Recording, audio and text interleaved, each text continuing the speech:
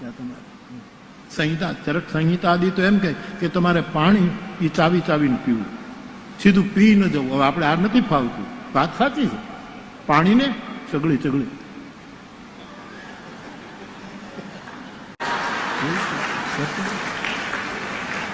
હમણાં અમારા વૈદરાજ મહેન્દ્રભાઈની સાથે અમે જમતા હતા, મહેન્દ્રસિંહજીની સાથે. તે મેં એક વખત એને સંભળાવેલું, એ પાણી પીવો ત્યારે આમ ચગળી ચગળી નથી પીવું.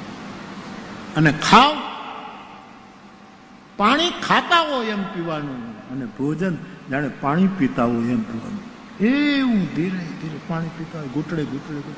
આરોગ્યના સિદ્ધાંતો છે. આપણી ટેવો, આપણો અભ્યાસ નથી એટલે આપણે તરત જ પાણી પી જઈએ. પણ એ એમ કહે છે કે આવી રીતે જો માણસ ઓલું નિયમ રાખે તો એને ફાયદો. બહુ સાચી વાત છે, એનું પેટ ન વધે. તો વાત યોગા કરવાથી પણ ફિટનેસ રહે. યોગા કરો તમે,